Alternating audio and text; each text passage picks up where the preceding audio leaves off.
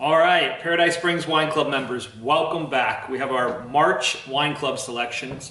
It is 2021, and I think we are all thankful to put 2020 behind us.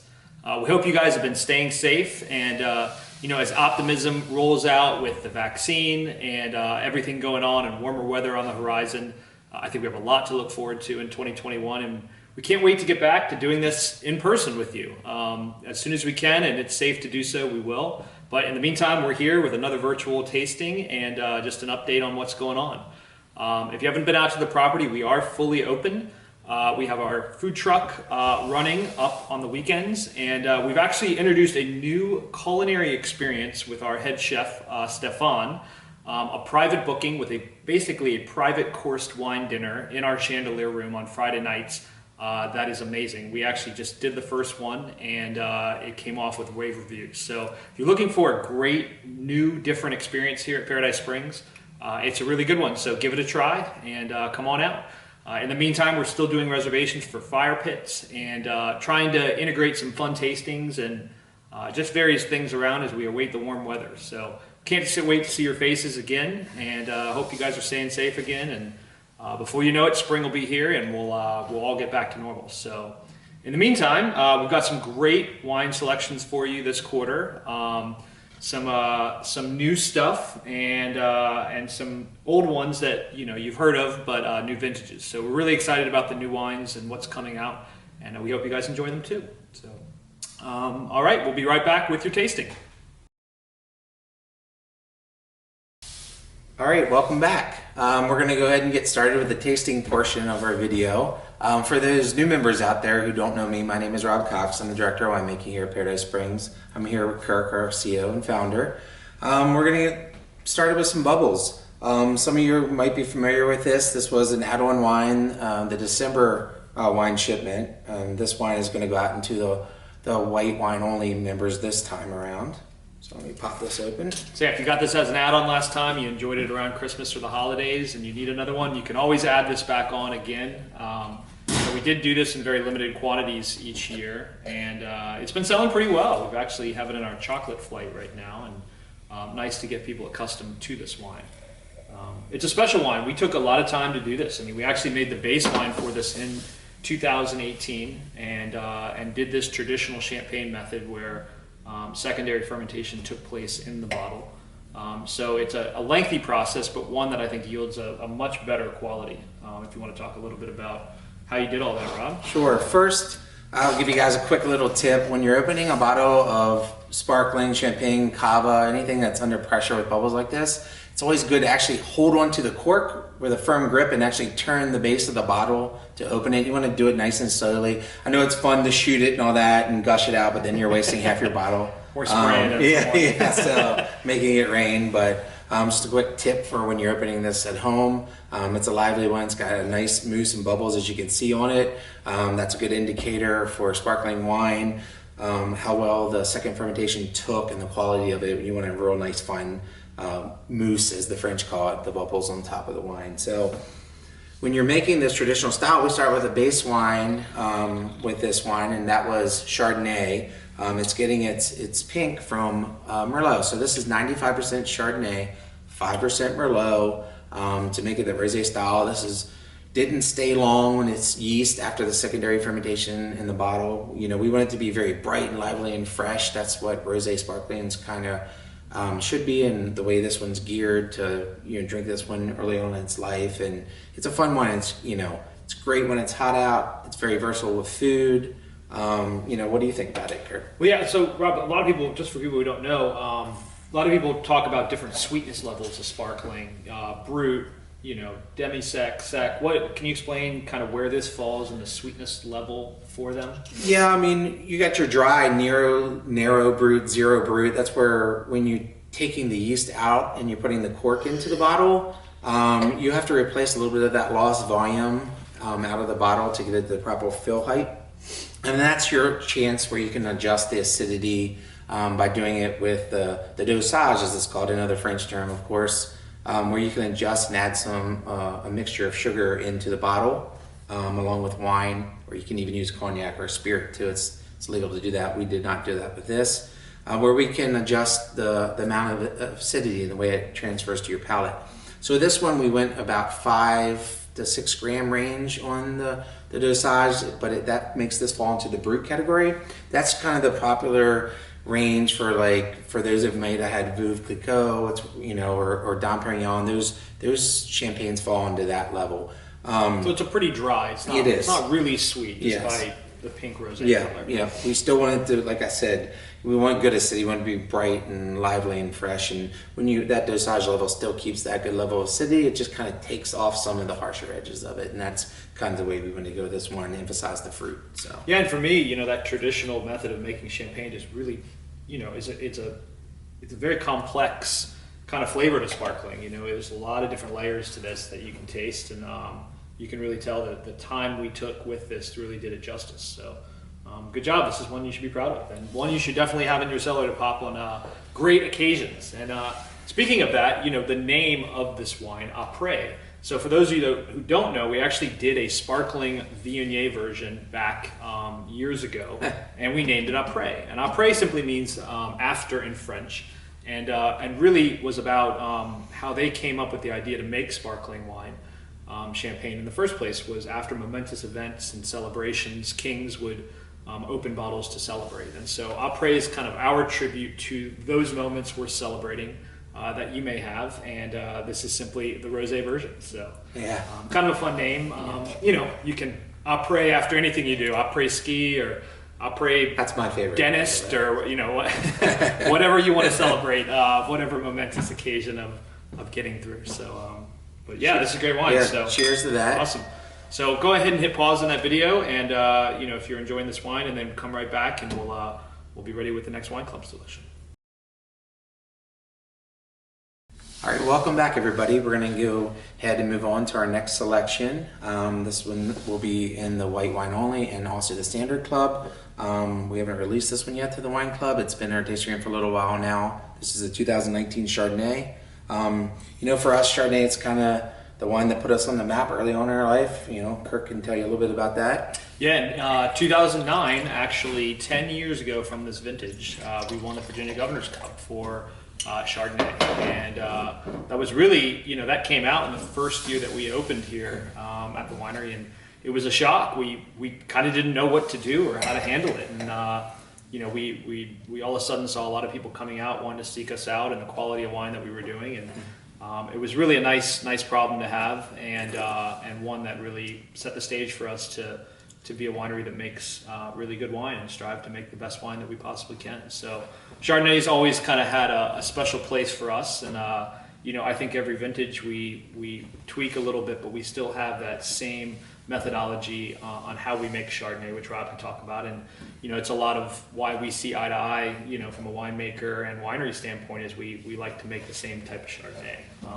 And they always say you can look into a winemaker's soul by the style of Chardonnay he makes, and we definitely align on that. So you want to tell them a little bit how this was done? Yeah, I would say, it's our style here is barrel aged, barrel fermented for our Chardonnay.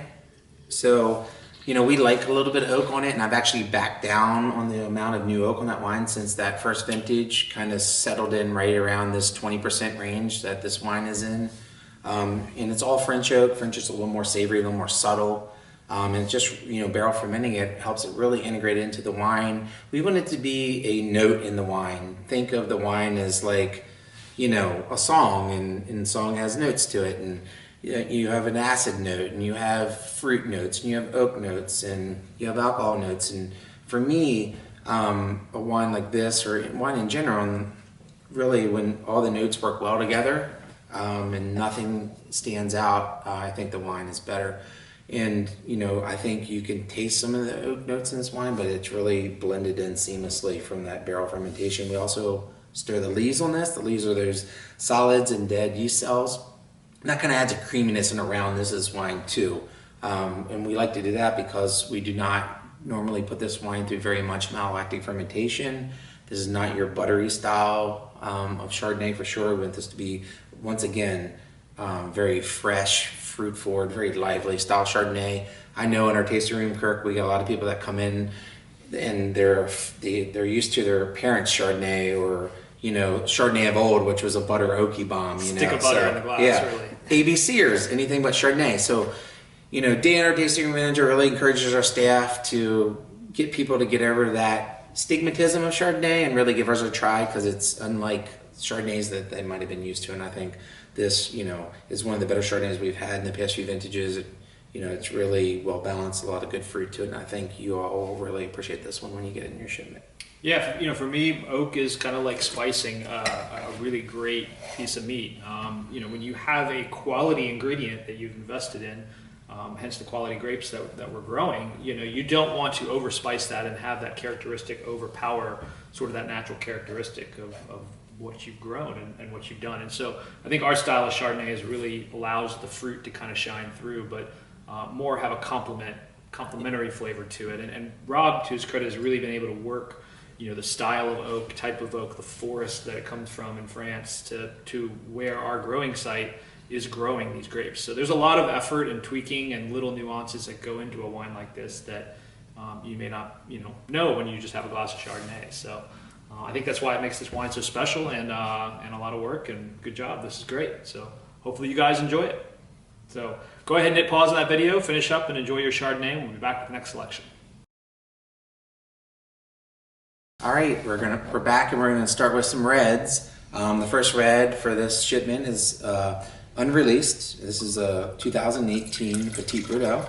It's been a while since we've had a Petit Verdot. The last one actually sold out pretty quickly, and we've kind of held off to give this one a little bit of bottle time. So I'm excited to have this wine back, and it is in both the reds only and the standard package. So a lot of people getting this. Yeah, 18. We'll start off with the vintage. Tougher vintage for Virginia. I know some of the past videos for the wine club, for those who've been wine club members for a while, we pulled back our production in with that vintage, just to try and keep our quality as consistently as we do from vintage to vintage, as much as we can control. But we did have enough Petit Verdot that came in that we thought was quality, with dropping fruit and some other practices in the vineyard, to make this particular varietal. We like to kind of keep this in our portfolio from year to year, and we were able to do it with this one. It's going to be a little bit lighter than the 17 Petit Verdot, for those who are familiar with that one. It's just a product of the vintage, but it's still got a lot of depth and character to it. Still got body. Probably want to hold on to this one a little bit less than some of those previous vintages, but this one will still age a little bit to itself. And even from the 18 vintage, this Petit Verdot comes from a beautiful block out in Shenandoah at Brown Bear, and right up on the hill where you have rock ledges, so a lot of that water just fell right off. So if anything, this varietal, I think for us in 18 probably did pretty well. Given all the circumstances, but it's got a beautiful nose to it. Yeah, you always get that kind of like mix of floral notes. Some people call it lilac, some people call it violet. That's component's always inherent to Petit Verdot, no matter where it's grown, especially in Virginia. I think it even comes out a little bit more from the soils and terroir in Virginia that does some of the wineries that do a little bit on the West Coast. And you always get a little black fruit component, and on this one. So it's still got a nice fruit to it that comes forward. You can see where in the past, an 18 would still be drinking really, really young, where this is probably a little bit readier earlier, and probably has less of a shelf life on a vintage, but this would still go many, many years. And, and is a great wine to really drink now. It is nice and clean, good acidity, and a lot of those bright fruits like blackberry coming through in this one with a good acidity. Just a well-rounded wine, approachable now. A little bit of decanting too wouldn't hurt this wine. But I think it's fun to taste Petit Verdot on its own. It's really become a principal player in a lot of our blends, and is really one of the stars of Virginia as a red wine grape. And little secret for you guys as well, coming soon, is we've actually bottled up a Petit Verdot single varietal in Santa Barbara. So if you're a member of the club out there, or you follow us and engage with what's going on, it's actually a really great wine too, and it'll be really fun to kind of compare those side by side.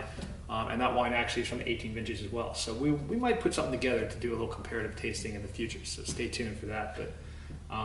But in the meantime, we have the Virginia one here today, and this is great. I'm really excited to release this. Yeah, Like I said, I think this is a really good, well put together wine, good acidity, bright fruit. Give me like medium rare leg of lamb with this one, spot on pairing. Something like that I think would be a good pairing with this one, or a firmer cheese. But it'd be good on its own. Having said that, so Absolutely. But, most people know it as a blending grape, but like Kirk alluded to, it's a big player in Virginia, and it's important. It's in all of our blends for sure. And then most Virginia wineries also do a varietal version of it. Definitely. It's one to watch. So. Yep.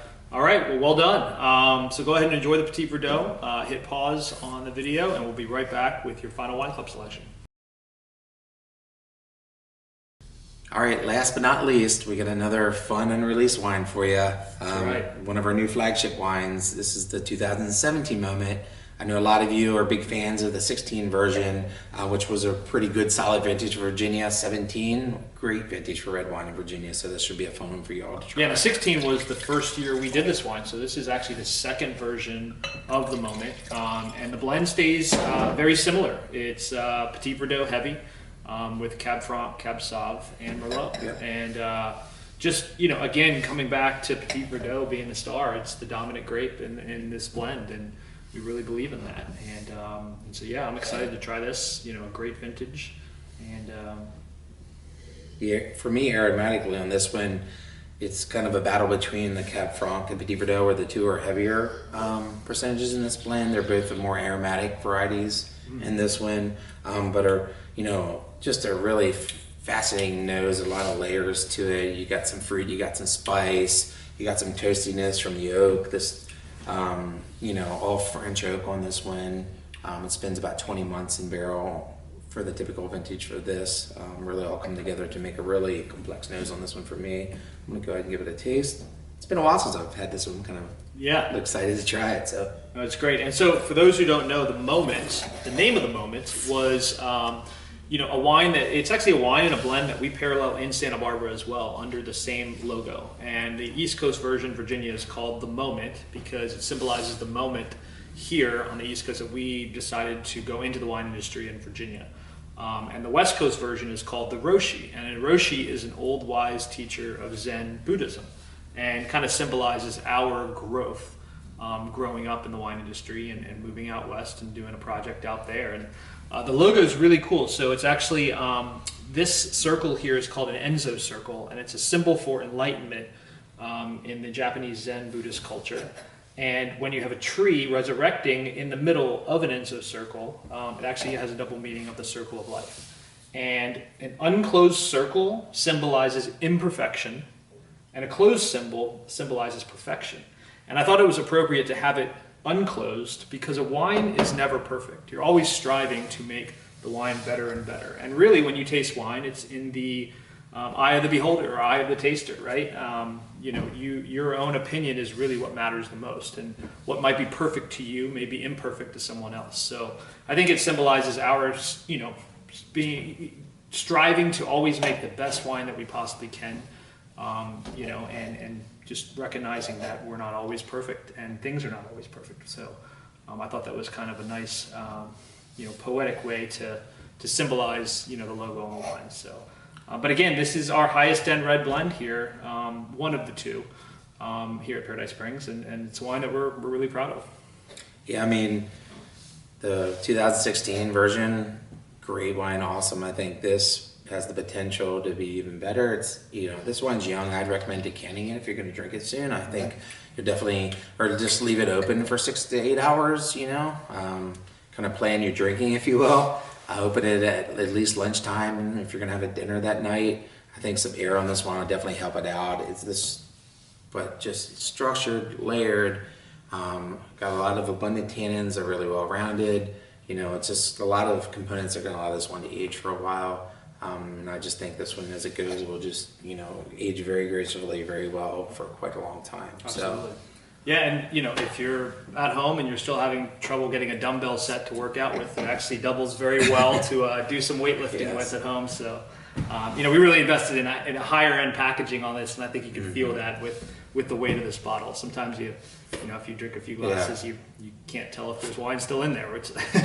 Or if somebody breaks into your house, this is what you want to club them with. So it's 4 pounds, 4 ounces. So, multiple use. So as you're letting these age over time, you've got many different uses for them. So just keep it climate control. That's all you ask. But no, we're excited for this, and excited to release the second moment here in Paradise. So hopefully you guys can enjoy, and this is a wine I think you can really collect. One that hopefully out there you got people put them aside, and you've got 10 years of moments, which would be a really fun tasting one day down the line. So it's one that you can age, and I plan on doing it. I think it's great. And maybe we'll do some verticals over time as well. So if you are collecting them, you can all have a chance to taste them and see how they're doing over time. But great idea. Well, again, we want to wrap up and just thank you guys so much for being Wine Club members. Over the last year.